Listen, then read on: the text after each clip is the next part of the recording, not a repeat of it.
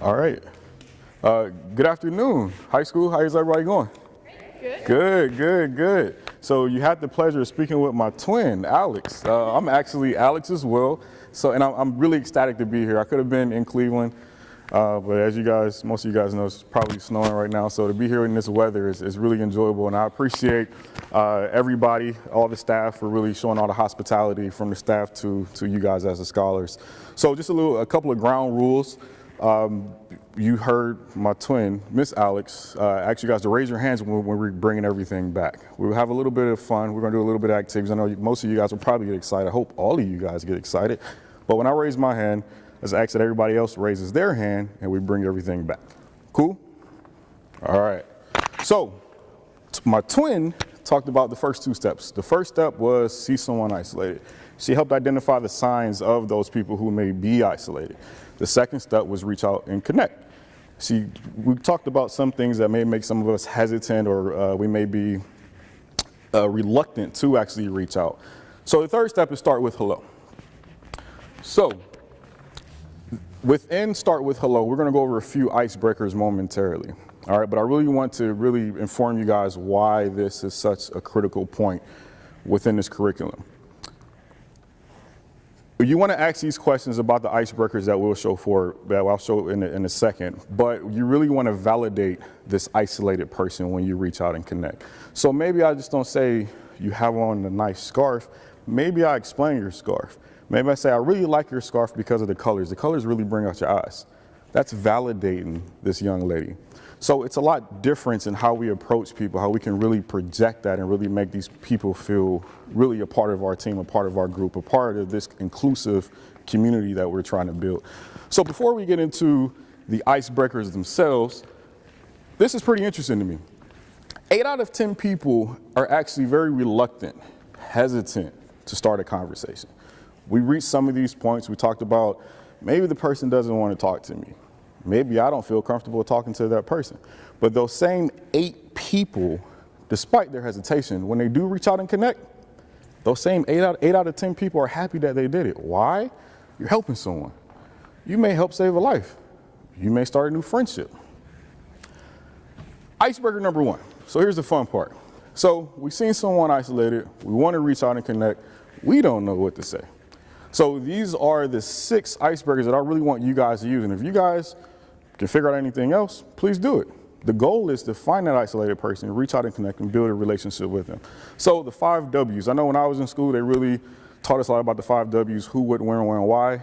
I hope that most of you guys know what who, what, when, where, and why is. So if I was to walk up to someone and they're isolated, I don't know how the conversation needs to get started. I don't know what they like, what they don't like. I really don't know how to ask them a question. I just don't want to walk up into them and say, hey, have you ever been in New York? Have you ever been on an airplane? They may look at me like I'm crazy. So maybe it's a little bit calmer. Maybe I'll walk up to them, ask them who they are. What's your name? Why is that your name? My name's Alex. As I explained, I have a twin. I was named after her. So that's why I'm Alex. You may ask, what are your favorite things to do? What do I like to do with my twin sister? We play with Legos a lot. Now she's a construction worker and I'm a construction worker because we play with Legos pretty much all through our childhood. You may want to ask, when did they move to town? As you heard, me and her both are from Ohio. Any LeBron fans in here? I'm sorry he came back home. I apologize, but I apologize. We loaned him out to you guys and he came back home. But why did I move to Cleveland? Actually, I was born and raised in Cleveland, so I didn't necessarily move there. I really had no choice. I was born there and pretty much stayed there. Where is your favorite place to visit? Could be anywhere. Your favorite place to visit may be a lot different from mine. But what are we doing with this information? We're asking all these questions. We're asking them who they are, what they like to do, where they like to go. How do we create intentional conversations? So maybe you like to go to New York. I've been in New York as well. Maybe you like to go to New York just to see people. I like to go to New York to shop. So let's ask intentional questions as to why that person wants to visit this place. Why is that their favorite thing to do? Icebreaker number 2, this is actually pretty funny. We were down at Booker High School down the street yesterday, and I asked this. So this icebreaker it's pretty fun. It says, if you were a fish or bird or animal, which would you be and why? I had a young lady told me she wanted to be a bear. It completely blew me away. She wanted to be a bear. I said, why be a bear? Most people look at bears as very intimidating, but she said something a little bit different to me. She said she wanted to be a bear because they were cute and they were soft and they were cuddly. I would probably never cuddle with a bear, but she decided that that's what she would be. Who would you be? Would your person be different? Why is it your person? Would you rather be a fish because you like to swim? Would you rather be a bird because you like to fly? All of these are valid reasons, but let's ask and continue to ask these intentional questions as to why that's your favorite animal. Your faves, this is pretty simple, pretty simple. Most of us have a favorite something, whether it's your favorite book, your favorite author, your favorite movie, your favorite sports team. So you ask me, I'm from Cleveland, I'm a Browns fan. I don't know why, but I'm a Browns fan. So your question to me, baby, why in the world are you a Browns fan? What about that team makes you happy? How do you watch them every Sunday? I probably wouldn't have an answer for you, but if I did, you would learn a lot about me as to why the Cleveland Browns are my best friend. What's your favorite color? Some people may say blue. I learned when I was younger, there is a million different shades of blue, believe it or not. We have sky blue, indigo, aqua, blue jean, baby blue, navy blue. So why is that your favorite color? Just don't allow them to say blue is your favorite color. Ask them why that particular shade of blue is your favorite color. Icebreaker number 4, would you rather live on the East Coast or the West Coast? Why would you rather live on the East Coast? It snows there. Would you rather live on the West Coast? Why would you live on the West Coast? They have earthquakes. Maybe you want to live down south. Why? They have hurricanes. But this person may have a valid reason as to why they want to live in this particular area. Or would you rather be a musician or a sports fan? I like music. How many people in here like music? Okay. How many people in here like sports? Okay. And I guarantee you, each one of these people have different reasons as to why they like the particular sport that they like, or maybe even the particular musician that they like. This gives us the opportunity to indulge in these intentional conversations to figure out who this isolated person is and get to know them. Icebreaker number 5, this is actually my favorite. My shoes. Everybody look down at their feet right now. I hope everybody has on a pair of shoes. I really do. All right. Okay, so everybody has on a pair of shoes. Tell me the story about your shoes. Just don't tell me where you bought them. Don't tell me who bought them. I don't care if they're Jordans or LeBrons. I really don't care how much you paid for them. But tell me the story of your shoes. Where have you been in your shoes? What have you done in your shoes? What I did in my shoes may be a little bit different from what you did in yours. I like to travel in my shoes. Where do I travel to? What am I doing? My shoes have been on the beach. Have yours? Or maybe your shoes haven't been anywhere but around the city. What do you do in the city? Do you do community work? Do you do work at your local religious organization? Do you help mom and dad around the house? Do you do yard work in those shoes? Or they're super clean, you just don't do anything. But let's figure out who these shoes are and what they are about on this particular individual. So my twin talked about handwriting notes too. So she had a lighter touch on it. Handwritten notes can be a very, very, very powerful way to reach out to people. Very powerful. All of you guys here, look like I have the upperclassmen in here, but how many people, guys, let's talk to the guys. You came to school, how many of you would love to see a handwritten note in your locker from the girl of your dreams? Yeah, boy. Yeah, boy. So that would really make you feel really, really, really good. She can say anything. She can say, I like your glasses. You may look funny with your glasses on, but because she sent you that handwritten note, you feel good about it. Same thing with the ladies. What if a guy really complimented you on something? What if your teacher left something in your locker? What if she really gave you praise about a project you had just done? Me personally and myself, my daughter leaves me a note on my dresser every morning. She's 3 years old, she can't write. I really don't know what she ever writes on these notes, but it's a thought that counts. I get in my car, I have a great commute to work every day because I know somebody was thinking about me. And let's be real, it's 2016. Some of us think writing notes is corny, but we have technology. We have social media. What if you use Snapchat to upload a video and send to somebody, just showing them how you felt? What if you're on Instagram and you seen somebody put a picture up with their family and you really commented on how beautiful their family was?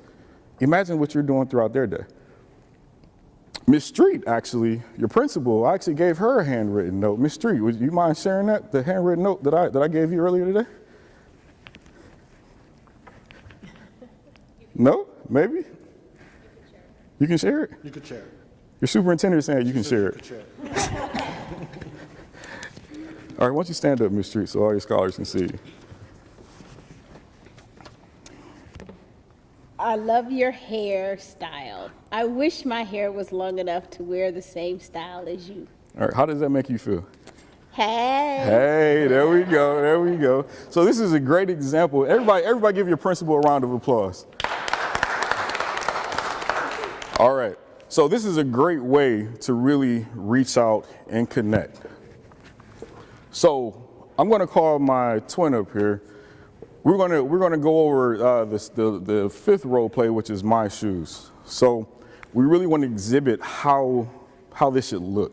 All right, I'm going to be Alex. I guess you'll be Alex too, right? Okay. That's fine. Okay. All right. So we'll trade the mics back so you can really hear. I really wanted you guys to hear how our conversation goes. Hey, how you doing? Good, how are you? What's your name? I'm Alex. Really, I haven't seen you around. Yeah, I just moved here. Where are you from? I'm from Ohio. What part? I'm from Cleveland. Oh, I'm sorry to hear that. I'm from Pittsburgh. Yeah. Oh, I'm even sorrier to hear that. Yeah, it's like that sometimes. But I'm glad we are able to unite down here in South Florida. Yeah. All right, I seen your boots. I was actually thinking about getting my girlfriend some of those, but I think they're pretty stylish. Well, thanks. My boyfriend got me these boots. Really? Where did you get them from? He got them from the internet Okay. because I told him that these are the exact pair I wanted. Smart man. He listened. All right, yeah. good. Well, where have you been? Like, have you ever been anywhere with them? Like, did you just buy them and you walk around here in school? No, they're actually new boots. So this is the first outing that my boots have had. Get out of here. Yeah.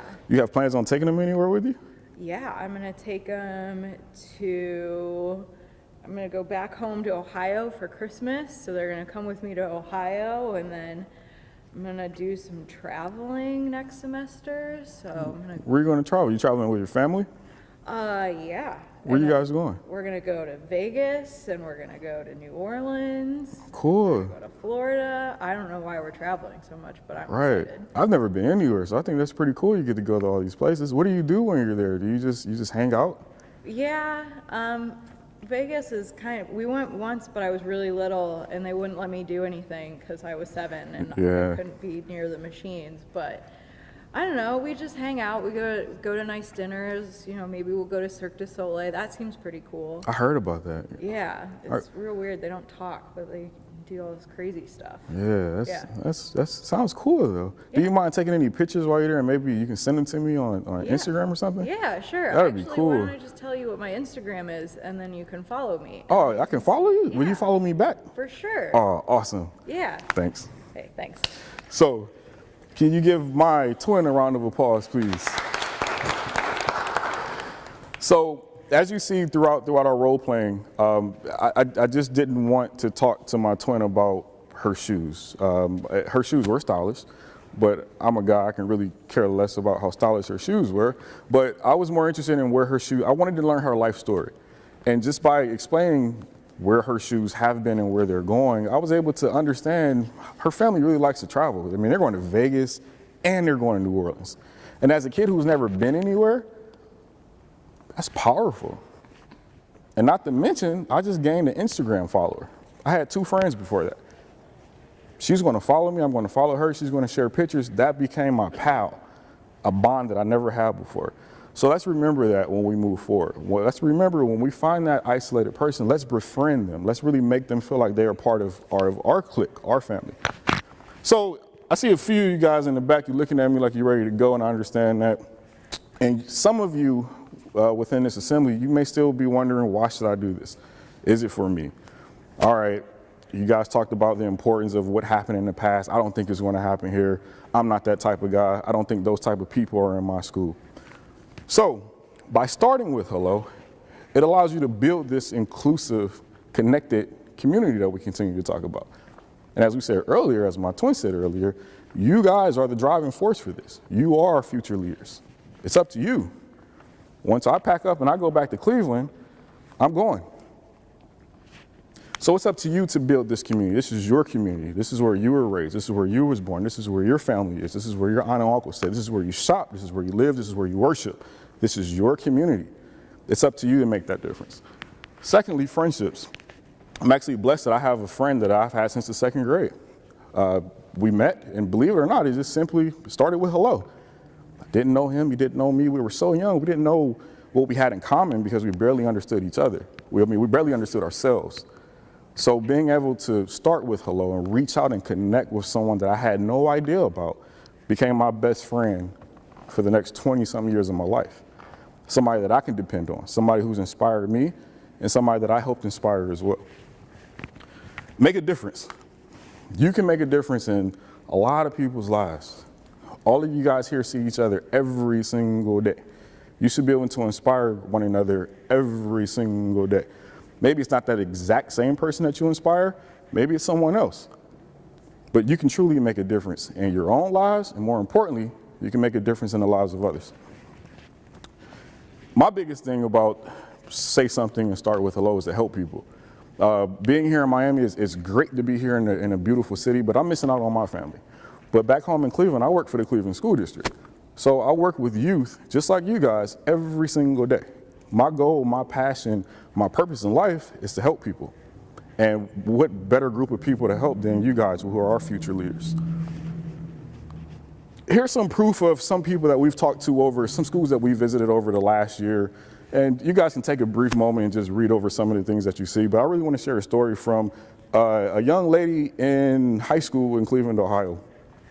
This young lady was abused. She was assaulted by a group of guys inside the school. After her assault, she grabbed her bags, she grabbed her books, she walked home. She seemed odd, she seemed funny.